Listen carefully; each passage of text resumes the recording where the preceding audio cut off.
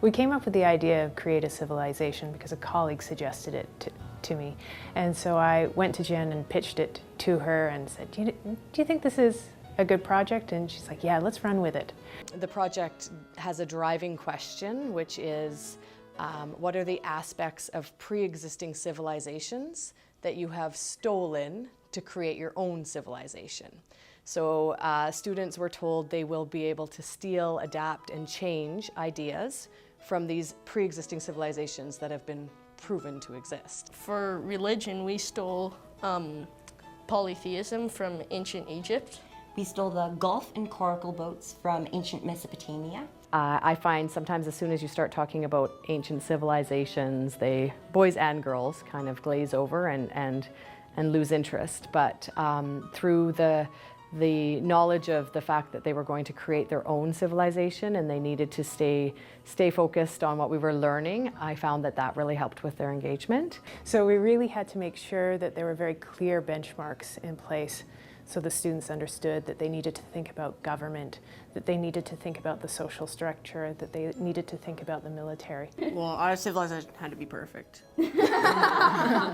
Jenn and I worked together back and forth saying, okay, how about this benchmark? How about this activity? Just to make sure that they actually understand government or they understand the military needs. Certain tasks had to be done by certain dates, and that helped all of the students with staying organized. It started with them forming a group of 3, and the whole project is individual, but yet they create a civilization together. They were given a map, and that map was randomly created by Dayna. So they were shown all of the maps. I think there were 13 maps total. And then they had to, as a group, decide which one they wanted. And we were told, you cannot add things, you can't add mountains, etc. So be very careful that the geography is exactly what you want within the civilization. Since we're surrounded by another country, so we had to have some kind of protection. So we have mountains here to protect us, and we have forests. But it was also convenient being right on the water on the other side, so then it's good for fishing. And if we were to trade with civilizations across the water, we could travel by boat to go trade our resources for theirs. And from that point, they had to create, we stole the idea from city-states from Greece. So they had to create their own city-state within their civilization. We had 3 city-states. Mine was Tycho, so it was specialized on religion and farming. My city-state was Pluton. It relates to Athens in Greece. They were big on government and power. And mine was Kanawa. It was the heart of the military, where all the generals would go and get their training, had the most military bases. Each of our 4 city-states had was ruled by its own mythical god. For each city-state, there's 1 god and 3 minor gods. I was so excited to see the students so actively engaged in everything that they were doing. They were clearly really enthusiastic about it. But probably more important for me was to see the teachers' response. And Jenn was so excited about what she was seeing in the classroom, the thinking that was happening, the collaborating that was going on. They were able to work to their strengths quite easily.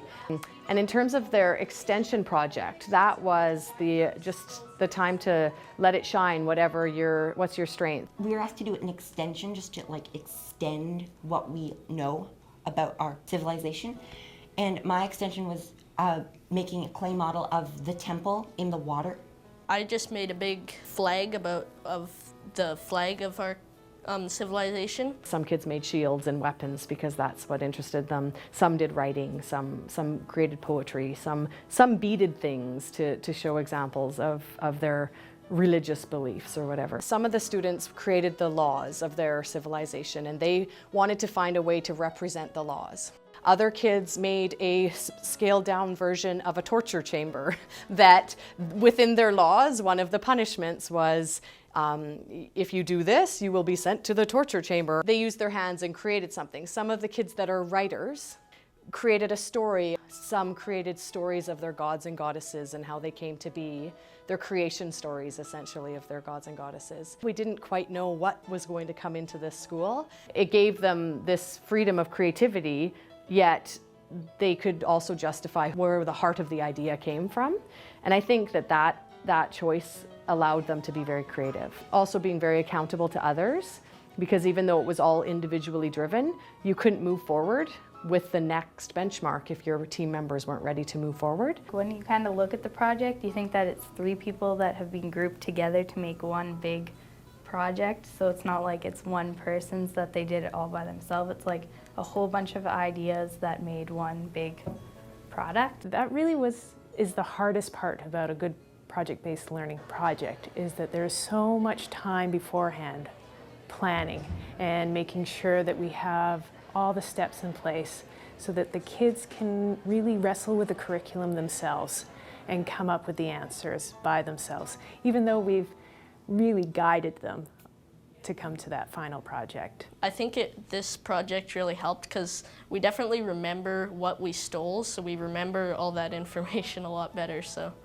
yeah, we kind of built on what we already know about those things that we stole and just elevated it to a different level of understanding. To see how proud that the students were of their civilization, and that the speaking that was going on, how confident they were, the thinking that was going on. And it was just a buzz within the school of, what are you doing? What's your civilization named? What do you guys value? What are the things you've stolen? And it was neat to see. As we look at developing 21st century skills, we talk about building collaborators and innovators and thinkers and learners and contributors. And I think that's what Dayna and what Jenn have done here, is they're trying to find ways to inspire students to learn and to make a difference one day in the lives of others.